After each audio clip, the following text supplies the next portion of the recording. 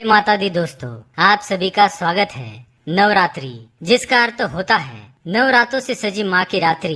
दोस्तों, नवरात्रि का समय हिंदू धर्म के लिए सबसे महत्वपूर्ण और आध्यात्मिक माना जाता है। यदि मनुष्य इस नवरात्रि का पालन पूरे नियम और श्रद्धा के साथ करता है तो उसका सोया हुआ भाग्य भी जाग जाता है। नवरात्रि में माँ दुर्गा के 9 अलग अलग रूपों की पूजा की जाती है।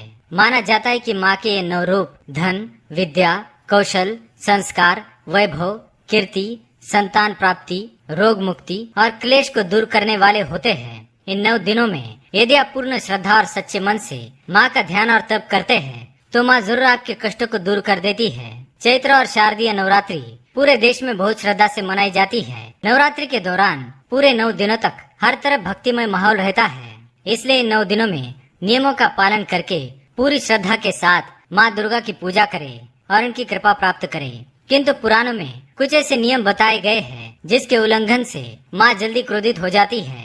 तो अगर आप चाहते हैं कि माँ की कृपा आप पर सदा बरसती रहे तो इन नियमों का पालन नवरात्रि के दौरान अवश्य करें।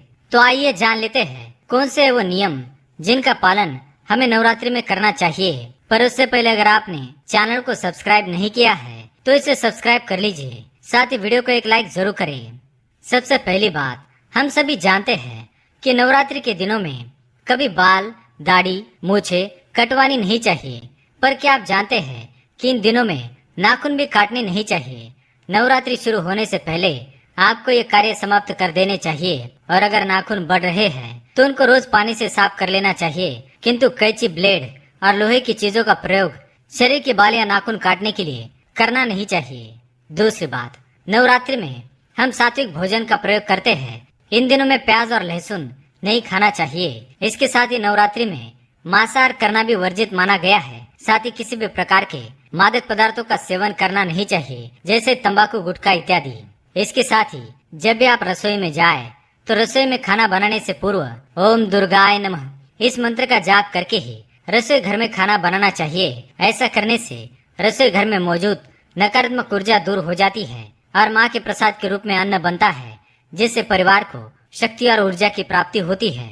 तीसरी बात, नवरात्रि के व्रत के दौरान घर में घी का दीपक और अखंड दीपक जलाते हैं। पर इस दीपक को प्रज्वलित करने से पहले आपके घर के किसी एक सदस्य को नवरात्रि के दरमियान पूर्ण रूप से ब्रह्मचर्य का पालन अवश्य करना होता है। साथ ही अगर पति और पत्नी नवरात्रि के 9 दिनों में ब्रह्मचर्य का पालन करे तो यह अत्यंत शुभ माना गया है। इसलिए 9 दिनों में किसी भी प्रकार का शारीरिक संबंध भूल से भी ना बनाए, क्योंकि ये 9 दिन अत्यंत पवित्र माने गए हैं। इन दिनों में शारीरिक संबंध बनाने से माँ दुर्गा रुष्ट हो जाती है। नवरात्रि यानी माँ के पूजन के दिनों की रात्रि।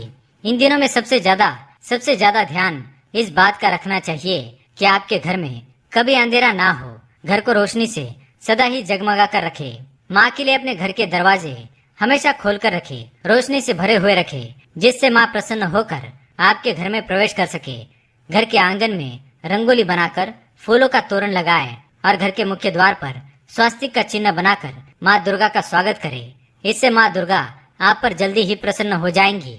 माता दुर्गा के 9 रूप है, पर हर स्त्री में माँ की शक्ति मौजूद है। इसलिए केवल न अपने घर की किंतु समाज की भी हर स्त्री का सम्मान करे, चाहे अपने नवरात्रि का व्रत रखा हो या नहीं। नवरात्रि के 9 दिनों में किसी भी स्त्री का अपमान करना अत्यंत अशुभ माना गया है। इससे माँ दुर्गा अत्यंत रुष्ट हो जाती है। अगर कोई किसी स्त्री पर हाथ उठाता है या उसके साथ हिंसा करता है तो उसे माँ के ही क्रोध का सामना करना पड़ेगा। इसलिए नवरात्रि के 9 दिनों में भूल से भी किसी स्त्री का अपमान ना करे। इसके साथ ही अष्टमी के दिन छोटी कन्याओं को भोजन अवश्य कराए। इससे माँ दुर्गा का आशीर्वाद आपको अवश्य प्राप्त होगा। इसके साथ ये भी बात ध्यान में रखे कि अगर आपने घर में कलश स्थापना की है तो घर को कभी खाली अथवा बंद करके ना रखे। घर में कोई न कोई व्यक्ति अवश्य रुकना चाहिए।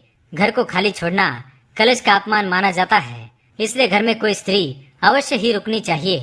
तो दोस्तों, ये थे वो कुछ कार्य जो नवरात्रि के 9 दिनों में किसी भी मनुष्य को भूल से भी करने नहीं चाहिए। उम्मीद है ये जानकारी आपको अच्छी लगी होगी। वीडियो पसंद आए तो लाइक करें, कमेंट में जय माँ दुर्गा अवश्य लिखें, साथ ही चैनल को सब्सक्राइब करें। धन्यवाद।